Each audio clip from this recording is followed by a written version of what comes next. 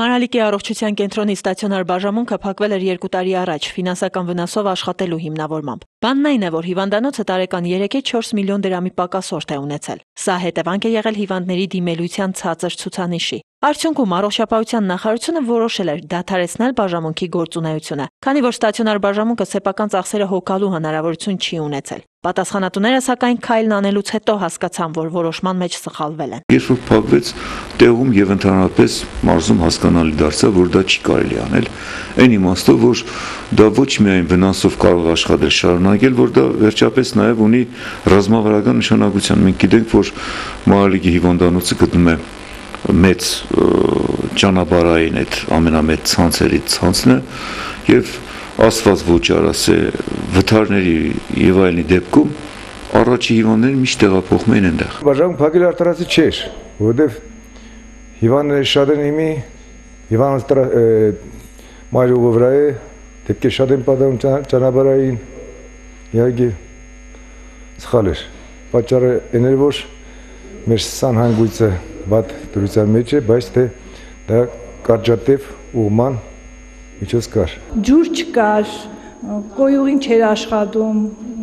բուժգործիկներ չունեինք։ Նման վիճակում հիվանդանոցն աշխատել է տարիներ շարունակ։ Բժշկական այս հաստատությունում սանիտարահիգիենիկ պայմանները չէին համապատասխանում տարրական նորմերին։ Հանգամանքը սակայն զարմանալիորեն վրիպել էր պատասխանատուների աչքից։ Այստեղ նախկինում վիրահատություններ են կատարվել, հիմա էլ ծննդօգնության բաժանմունքն է օգտվում վիրահատարանից, բժշկական միջամտություն ցուցաբերելով կանանց։ Սխալ էր։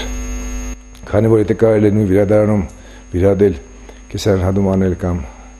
արտերկանդային վիրահատություն անել, ոնց չկարելի ասենք կուրայի կամ գրիժա կամ ստամոքսերեզիկցիա կամ նեվապարական։ Այդտեղ երևի ես եմ մեղավոր, միսն է մեղավոր։ Մենք անդադ պետք չէ էլի, որ ժողովուրդը մի հատ հզոր ասացվածք ունի, էլի։ Միշտ էլ լաց եղող երեխային են էլի կերակրում։ Պետք է հանգիստ չնստել, նամակներով անհանգստացնել, չգիտեմ ամեն ինչ պետք է անել, որպեսզի այնտեղ հասնեին, ինչ-որ մի գումարներ ներդնեն։ Եղել է այդ ժամանակաշրջանը, որ գումարներ է դրվել այլ կազմակերպություններ, եղել է։ Թող դրանց շարքում նաև հայտնվել Մարալիկը, չի հայտնվել։ Ուրեմն այստեղ պետք է նաև մեղադրենք ըստ որ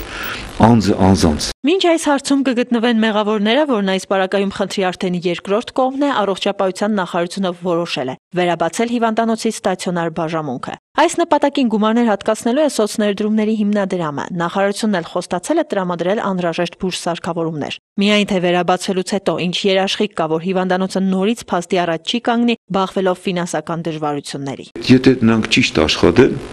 ես կարծում եմ, որ հնարավոր է այդ հիմնարկում աշխատանքները։ Ինչու պետք է Աշոտսկում այդքան ակտիվ լինի,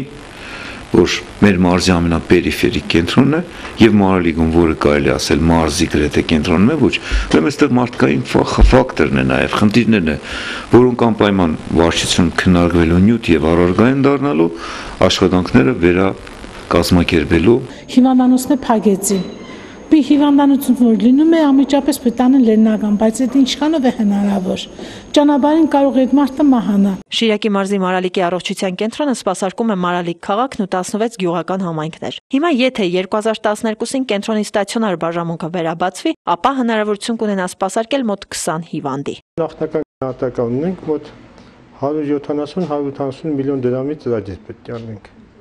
Դա է ընդհանրապես։ Բայց պետք է ունենանք նոր ժամանակակից հիվանդանոց։ Հուսով ենք։ Ամեն մարդ պետք է իր թակավորին հավատա։